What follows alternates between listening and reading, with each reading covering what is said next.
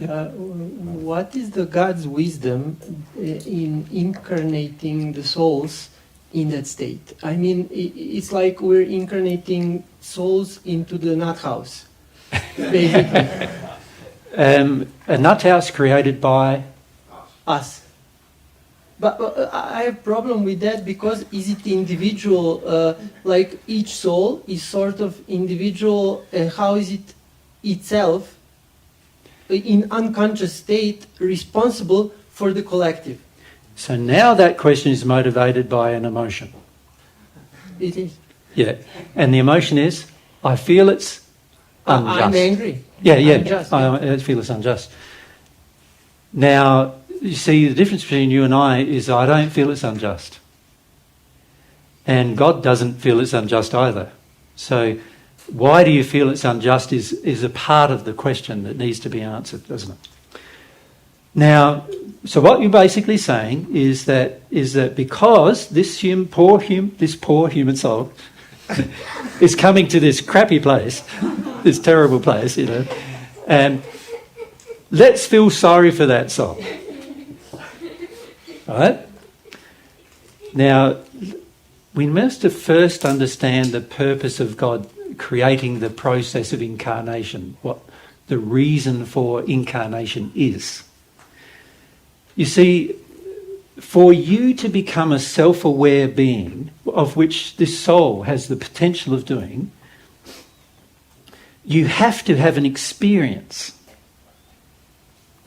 Now, what God did was God created a perfect world, a perfect earth, everything perfect, and two perfect humans, and put them there.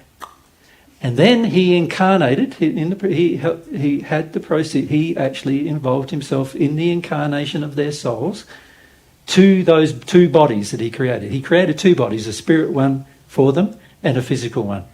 He formed the first human couple, he formed directly, and he created the spirit body of each of them and the physical body of each of them. And the spirit body and the physical body were created absolutely perfect. No flaws. Right? So this first human couple came and they had no flaws, absolutely perfect. But notice that it didn't stop them from sinning. So that's an important thing to remember. Just because they had a perfect beginning, it didn't stop them from choosing sin. So is it inevitable then? So if you create the creature with free will, is it inevitable for something like that to happen? Yes. So you have to then make it that way, and that's it. That's most economical. And well, yeah, let's firstly look at the process. Is it inevitable? Yes, is the answer to that. Yes. That's because sooner or later, that person, through the exercise of their will, is going to start to experiment with breaking laws. Right?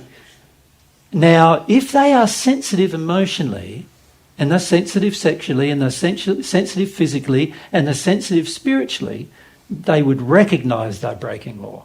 But if they're in a state where they're quite undeveloped, which is what Amon and Aman were, because remember when they first came, they were like babies in adult body, right?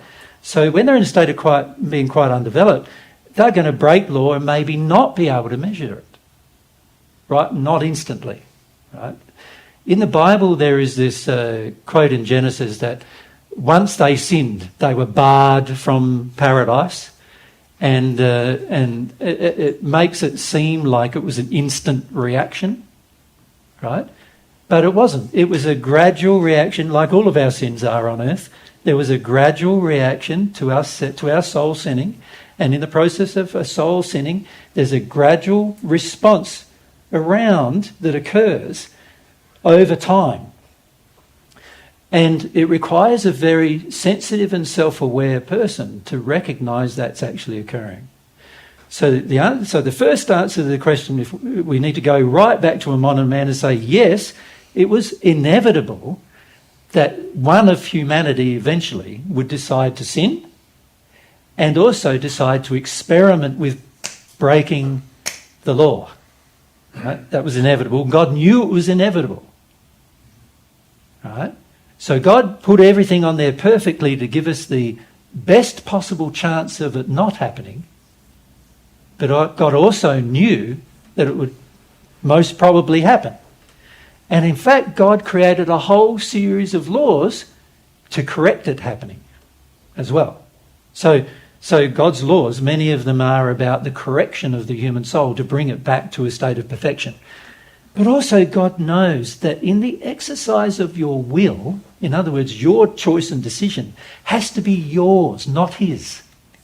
He can't force you. If he gives you free will, he can't ever at any point force you to make a different decision.